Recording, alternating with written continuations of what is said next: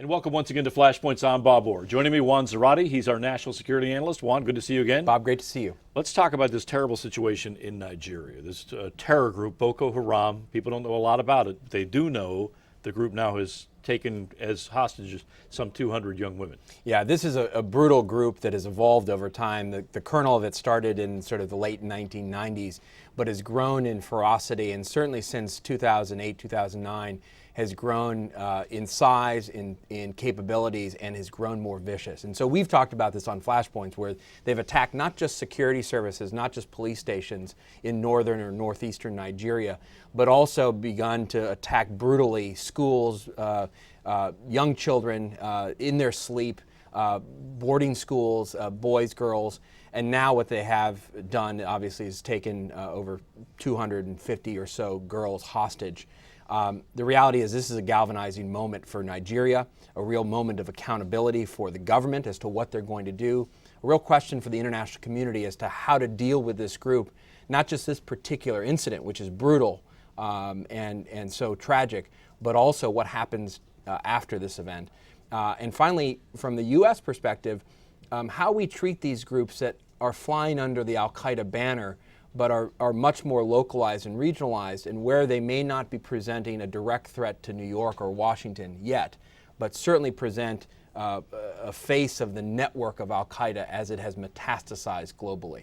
This group wants to establish an Islamic state, wants all Western culture and influence out of there. Right. The very name Boko Haram means Western education is forbidden. Okay, so they're an enemy, at least in the large sense, to No, our beliefs and what we think. And they are not just ideologically tied to al-Qaeda. Keep in mind, the U.S. government itself has said that there are ties between Boko Haram and al-Qaeda in the Islamic Maghreb, the group in the Maghreb and North Africa, even to the extent where AQIM, as it's known, has provided material support, training to elements of Boko Haram. And so in some ways you could view the landscape as this being the western flank of al-Qaeda's network, their sort of bridge into West Africa, and frankly into the most important country in Africa in terms of economic size and influence, Nigeria. Let's get to two questions. First, what can the Nigerian government do here? Is there a chance they negotiate the release of these young women, essentially trade prisoners?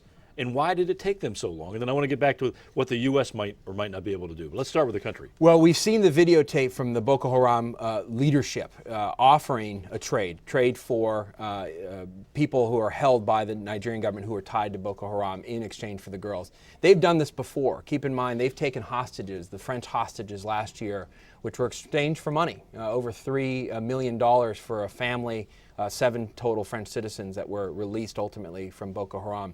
And so they know how to negotiate. They kidnap for ransom. It's part of the way they raise money.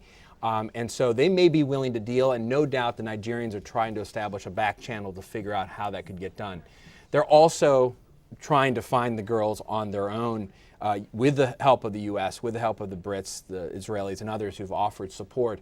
That's a more challenging effort, in part because though we've seen in the videos a lot of the girls collected, there are some reports that the girls have now been divided and scattered and may even be held across the border in places like Cameroon or in Chad or Niger, border areas that are more difficult for authorities to get to. Normally, authorities don't like to negotiate with terrorist groups because it only brings more incidents down the line. That's right. But the chances of a rescue seem so remote, and there's not a great deal of Western support there. I mean, we have some U.S. folks there, but not a large number. Yeah, I mean, you've heard from the U.S. administration, we're not going to put boots on the ground, which is a little bit odd, though. Keep in mind, we've talked about this. We've got boots on the ground in other parts of Africa. For example, going after Joseph Kony, the Lord's Resistance Army, where we actually have trainers and facilitators on the ground helping the Ugandans and others who are hunting that brutal man and that brutal group. Lots of social media attention to that, if you recall, from about a year ago. And so this sort of allergic reaction, having boots on the ground, is really a limiting factor because it does then place limits on who we can put on the ground, how we can help the Nigerians. But we are going to help. We're going to help with intelligence. We're going to help with overflights, as we've already, David Martin reported very well.